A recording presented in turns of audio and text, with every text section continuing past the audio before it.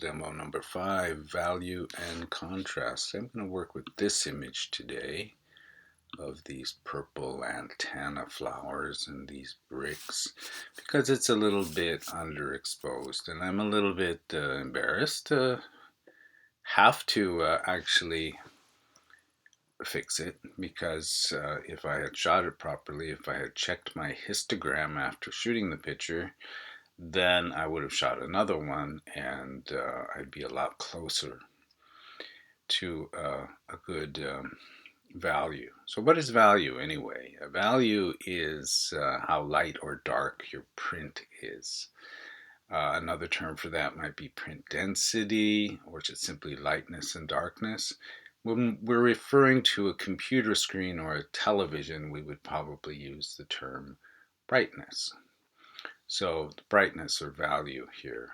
If you take a drawing class, they're going to use the term value. Contrast is the dynamic range of the blacks and whites, or the lights and darks in your image. So if you have a lot of lights and a lot of darks and not many grays, you have a very high contrast image. And if you have mostly a kind of gray midtones, you have a very low contrast image. So that's the difference between value and contrast, which are often mixed up. I'm going to show you two ways to work with value and contrast today. One using Camera Raw and the other using Photoshop. So let's start off in Camera Raw because that's generally the recommended workflow. Bridge to Camera Raw to Photoshop. You can also do all of this in Lightroom, and that's fine if you prefer that.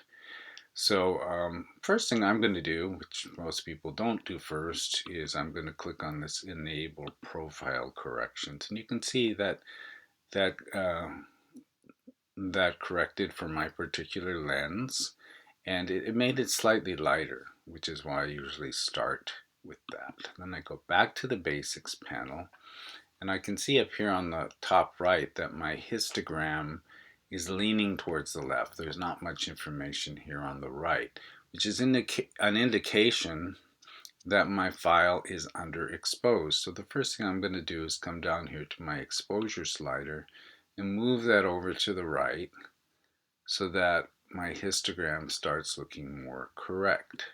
And I'm going to then activate my highlight clipping warning and my shadow clipping warning. I think I'll start with my blacks here. I'll move that to the left until I start to see a little blue. Those are the areas that are going to be pure black. So I just want a little bit of that. And then I'm going to go to the white, and when I start to see red, now those are the areas that are going to be pure white. Okay. All right. I think for this particular image, I want to bring my highlights down because there's so much in that brick, so much going on. Maybe I see these shadows down here. I think these might be nice a little darker, so I'm going to lower those a little. Notice I bring up some more blue, so I'm going to back off a little on my black slider and undo my clipping warnings, and there you have it. I have a fairly good adjusted value and contrast. Most people would just simply go straight to this contrast slider. That's okay, but that's really what you do if you don't understand these other sliders. You could also work with these tools. The tone curve, I think they're very good tools. I don't think there's really much left to do right here, so I'm not going to play with these right now. I'm going to show you how to use similar tools in Photoshop. Okay, so let me just undo what I've done so that when I go back to Photoshop, I can show you a fresh way of working on it. I'm going to open up the image in Photoshop here. Takes a moment because it's such a big program. Okay, and here's what the image looks like in Photoshop. The only thing I left on from Camera Raw was the profile corrections, because I'm not aware of a way to do that in Photoshop. It may indeed be possible though. I'm going to keep it real simple here. There's a number of tools, number of ways you can do this, but the way I generally truly do it is I simply create an adjustment layer for levels, and now I'm going to move my highlights slider over to the edge of where I'm starting to lose information, and my black slider is already where it needs to be, and so this is where I adjust my midtones. So I'm going to make that as good as I can. Alright, that looks pretty good. Okay, so close that for now. I could have also opened that up right here by clicking on this button. I could have also come here to my layer button and find new adjustment layer, levels. Easiest way for me is generally to access it this way. Okay. What else could I do? For further refinements, if I want to, I could maybe work on my curves. In fact, if you truly understand curves, you could do everything in curves, because this is like your black slider, this is like your highlight slider. Basically, with curves, I can, if I create a S curve, I'm increasing the contrast. I still have my shadow and highlight detail. If I want to reduce my contrast, I make an inverted S curve. So I need to start off from the beginning.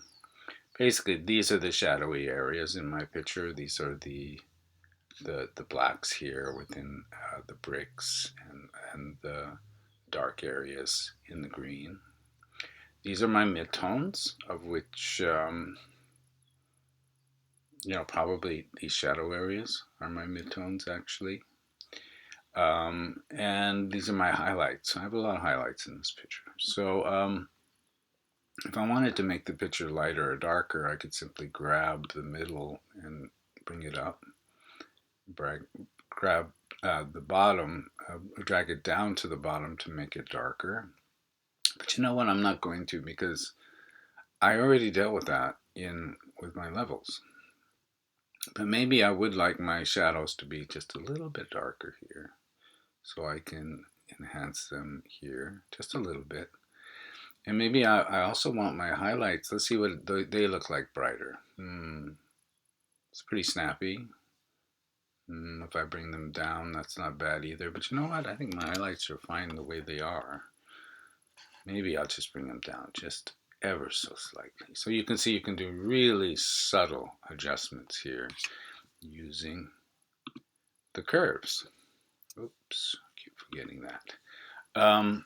In any event, that's all you really need to do.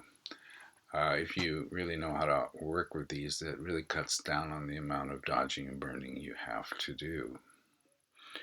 Let me point out one way not to do it, because whenever I see this, I know I'm dealing with this someone who really doesn't know how to do levels and curves. They're using this for brightness and this for darkness, and they're using this for contrast. And basically, yeah, it does work, but it really doesn't allow you to mix the image very creatively at all, So I would say whenever I see that, I think, oh, I'm dealing here with someone who doesn't understand levels and curves, or either that or somebody who just doesn't want to take the trouble. So don't use brightness contrast. It's what you use if you don't understand the rest. Now there are other ways to do this. You can do almost the same thing as we did in Camera Raw with Lightroom. It's just arranged slightly differently, and You can also, when you import your picture from Camera Raw into Photoshop, you can import it as a smart object, and then if your print doesn't come out well, you can just double click on that and it will take you back to Camera Raw. You can make further adjustments, and then you're right back into Photoshop without really having ever left Photoshop. That I'll save for a different demo. It's a bit more complicated. All of these are good ways of dealing with value and contrast in digital photography. I hope that this has given you more clarity rather than more confusion. And oops, one last thing here. Get rid of that brightness contrast adjustment layer, which is really adding nothing. If I see, by using an adjustment layer, if I double click on it, I can always go back and make a change. And it's a completely non-destructive way of working. So don't add a second levels layer if you're not satisfied with your first print. Just go reopen your first levels layer. Same thing with the curves. There's never a reason to have two levels or two curves or anything like that. Here I could also work with the color a little bit. I think the brick might have a slight purplish cast, which I kind of like, but if I didn't like it, I could get rid of it. There's lots more one can do. So in any event, hope you're having a wonderful day, and I'll be back with another demo soon. Take care. Bye-bye.